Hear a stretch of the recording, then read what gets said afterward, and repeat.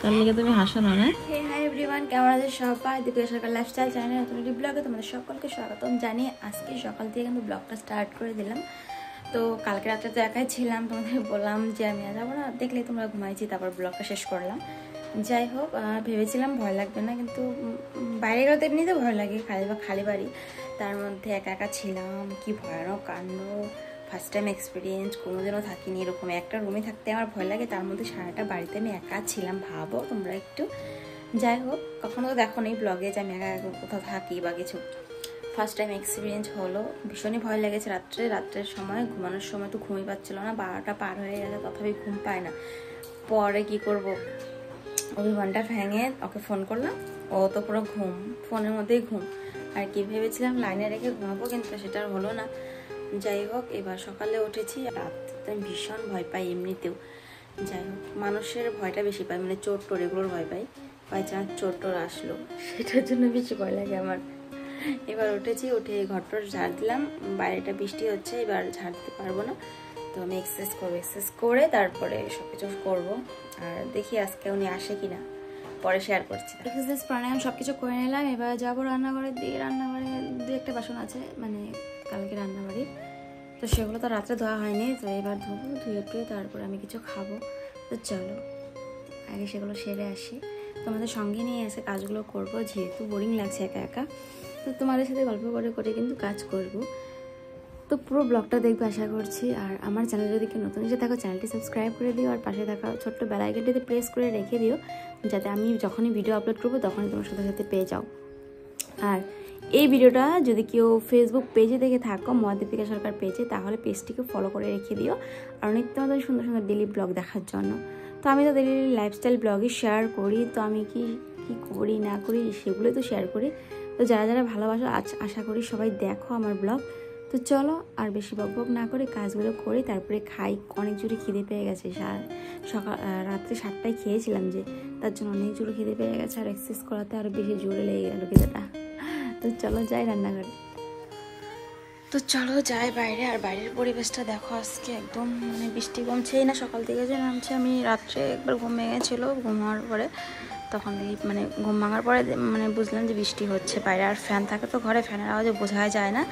তো চলো যাই। আর দেখো বারান্দায় সব কাপড় দিয়ে ভরে রয়েছে। এবারে যাওয়া যাক রান্নাঘরে। রান্নাঘরে দেখো আমার কত বাসন পড়ে আছে, রাত্রে ধুইনি একটাও, সবগুলো এবার ধুয়ে দিব।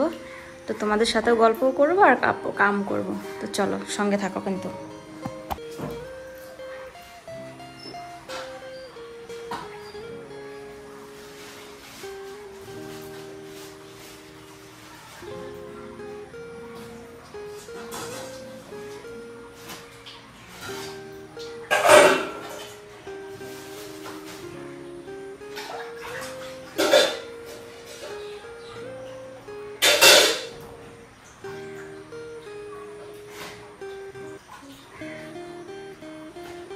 এইবার সব বাসনগুলো আমি কিন্তু ধুয়ে নিব।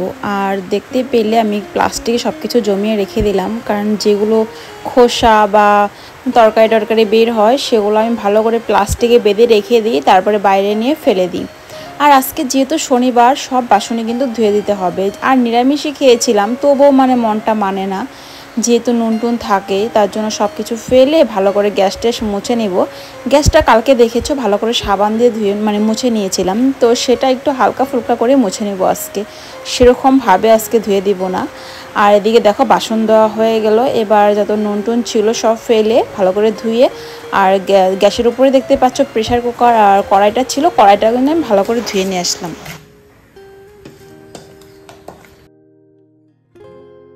এবার আমি কয়েকটা চাপড়ি ভেজে নিব, সকাল সকাল এটা দিয়ে আমার ব্রেকফাস্ট হয়ে যাবে।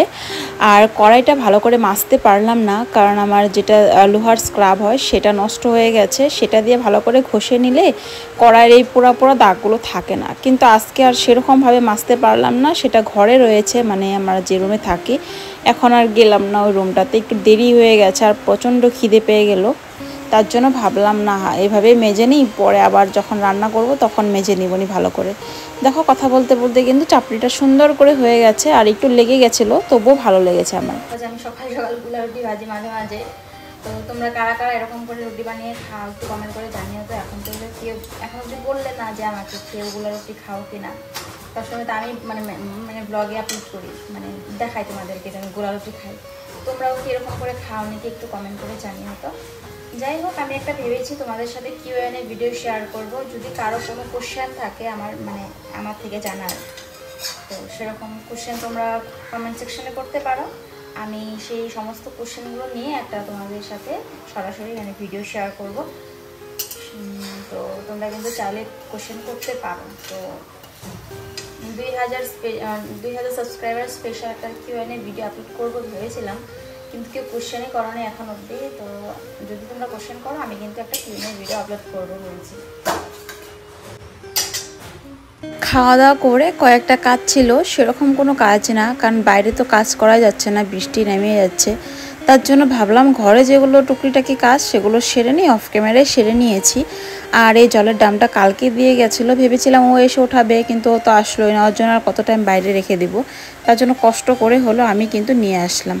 এবার বিছানাটাও ঠিক করে নিব, আর এক্সারসাইজ করে ড্রেসটা আর ভাঁজ করে নিয়ে এমনি ছড়িয়ে রেখে দিয়েছিলাম, সেটা এবার ভাঁজ করব। ভাঁজ টাজ করে রেখে দিলাম, এবার ভালো করে বিছানাটা তুলে নিব। আর বিছানাটা তোলা হয়ে গেলে দেখি কি করি, শরীরটা কীরকম একটা খারাপ লাগছে, দুদিন ধরেই খারাপ লাগছে শরীরটা। কেমন একটা দুর্বল ফিল হয়, জানি না কেন হচ্ছে এটা আমার সাথে। তো যাই হোক, এবার দেখো আমি কিন্তু বিছানাটা ভালো করে ঝেড়েও নিলাম। তারপর অনেক সময় লং টাইম তোমাদের সাথে কথা বলা হয়নি, কারণ আমি ঘুমিয়ে পড়েছিলাম। সারাটা দিন আজকে ঘুমিয়েছি, আর আজকে সেরকম রান্নাবাড়িও করিনি, সেদ্ধ রান্না করে নিয়ে খেয়ে নিয়েছি। পরে ঘুম থেকে উঠে 2টার সময় অনেক টাইম ঘুমিয়েছিলাম, মানে কোমরটা ব্যথা ছিল, তো তার জন্য শুয়েছিলাম আর ঘুম লেগে গেছে কখন জানি না। পরে আমি ঘুম থেকে জাগনা পাওয়ার পরে ওকে ফোন করলাম যে তুমি কি আসবা নাকি, যদি আসো তাহলে আসার সময় একটা হট ব্যাগ কিনে নিয়ে এসো। এর আগেও সেদিন, মানে বেশি দিন হয়নি, 15 দিনের মতন হবে, একটা হট ব্যাগ কিনে নিয়ে এসেছিলো। মানে বালুদের একটা হট ব্যাগ আমাদের ঘরে ছিল, সেটা নষ্ট হয়ে যাওয়াতে আমি ওদেরকে একটা নতুন কিনে দিয়েছি। তো সেম হট ব্যাগই আজকে একটা নিয়ে আসলো আমার জন্য। পরে এবার ও এসেছে, এসে ঘরে কিছু হিসাব করছে, মানে লেখালেখি করছে আর কাজের।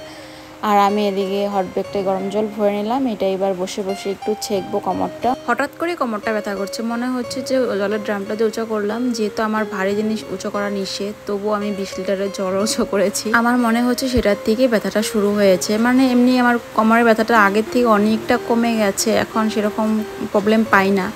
যদিও আজকে হঠাৎ করে কেন বা ব্যথা করছে এত। তো এই তো বসবো এখানে, শুবো না এখন। এই কোমরটার মধ্যে একটু এটাতে বালিশটাতে ঠেকনা দিয়ে বসে থাকবো অল্প টাইম।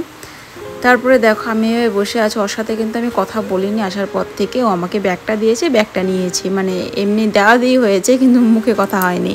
তো ওর মতো কাজ করে যাচ্ছে, আর আমার মতন আমি বসেই থাকবো। পরে গিয়ে আবার রান্নাবাড়ি করবো। ফোনের মধ্যে এত দাম দিলে এখন সামনাসামনি ফেস টু ফেস কি দাম দিছি? দাম দাও নাই, উল্টা পাল্টা কইছো ফোনে। ফোন না অনেক কথা উল্টা পাল্টা কইছো। কও তুমি, না কইতে লাগবো, কি লিখা কবা না, কইতে লাগবো আমি জানি না। অন পোলাওকে ঝগড়া করতে লাগবে সামনাসামনি, কোনো ডিস্টার্ব না তো। হ্যাঁ ফোনে লাগলে কি কইছো, মনে করো কি কইছি, মনে করতে তো তোরে কইছি তুই কাম দর্শন সব মনে কর, কি কর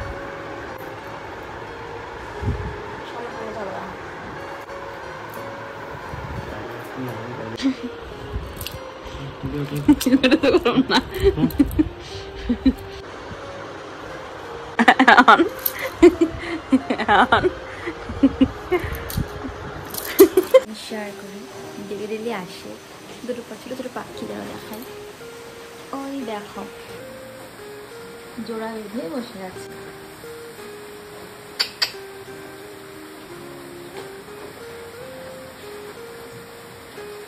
না কারণ ফ্ল্যাশের আলোতে হয়তো উড়ে যেতে পারে ভয়ে, তার জন্য। আর এদিকে কিন্তু আমি রাত্রে রান্না বসিয়ে দিয়েছি, করলামই তখন যে আজকে সেরকম কিছু রান্না করিনি, শুধু ভাত করেছিলাম, সেদ্ধ ভাত, সেটাই খেয়েছিলাম। জানি না ও আসবে কিনা, তার জন্য কালকেও সেই সব কিছু রান্না করে ফেলতে হয়েছে আমাকে, তার জন্য দুপুরও রান্না করেছিলাম সেদ্ধ ভাত, এখনও সেদ্ধ ভাতই বসিয়েছি। আর কয়েকটা কারকেল ভেজে নেব, হয়ে যাবে রাত্রের ডিনার।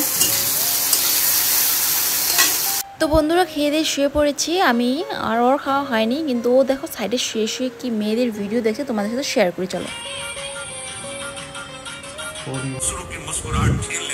कभी मुस्कुरा नहीं सकते, ये सृष्टि का विधान है, आप करके देख लो। তার লিগে তুমি হাসো না না? কি কই? তার লিগে হাসো না, তার লিগে হাসো না। ছি, বাদ দিয়ে দিছে। कौन है ये लोग? कहाँ से आते हैं ये?